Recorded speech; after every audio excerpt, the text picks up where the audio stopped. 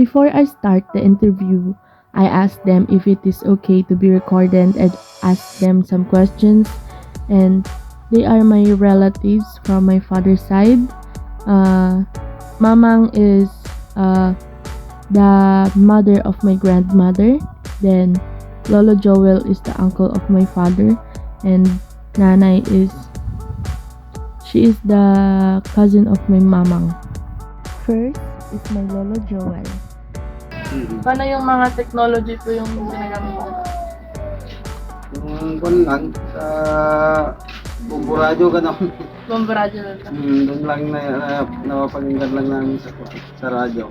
Opo. Sila ang mga kwan nila. Tapos yung mga balita sa newspaper, Newspaper. yung nababasa, yung mga nangyayari sa mundo.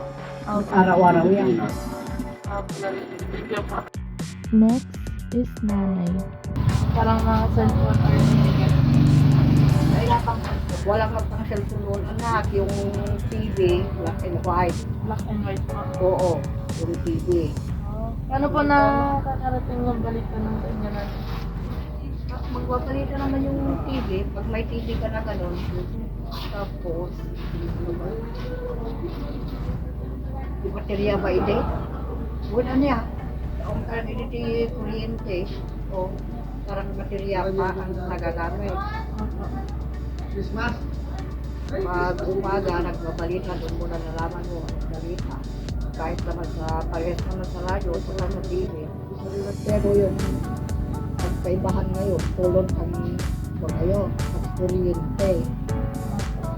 Eh noon, black and white yung TV noon. Hindi po. Ayun lang. Yun lang po. See?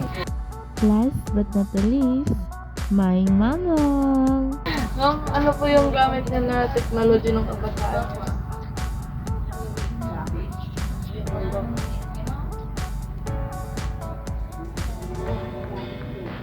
Parang konsol, TV, ganun, radyo, cellphone.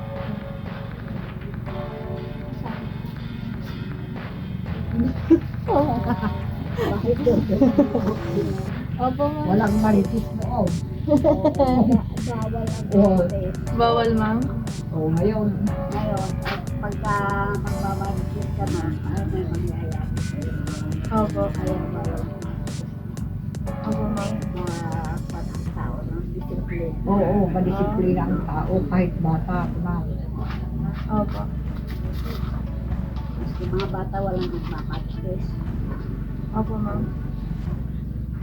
Yung mga newspaper po yung gamit niyo din, ma'am, para makakuha ng balita. Pagka nagkamagana ka sa iba, itutulag ka man na lang sa'yo, para malaman. Parang letter, ma'am? Oo, letter yun. Opo, ma'am. Pasok ko sa kuwa. RCBT, parang RCBT. Telegram. Malayo, kaya diretso yung nagaya-gaya sa cellphone. Yung saglit lang.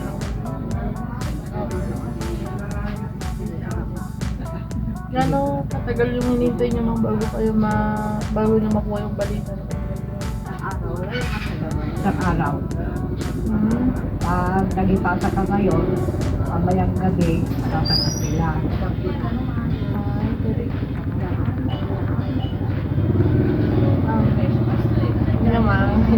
I learned that the elderly traveled a long journey with media, from simple radio, newspapers, and shared television moments to today's fast-moving digital world.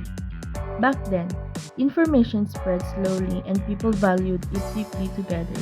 Now, many find modern gadgets confusing, difficult to read, or hard to master, and they easily feel left behind. Truly, our new generation is very lucky because we are born to easy, fast, and familiar technology.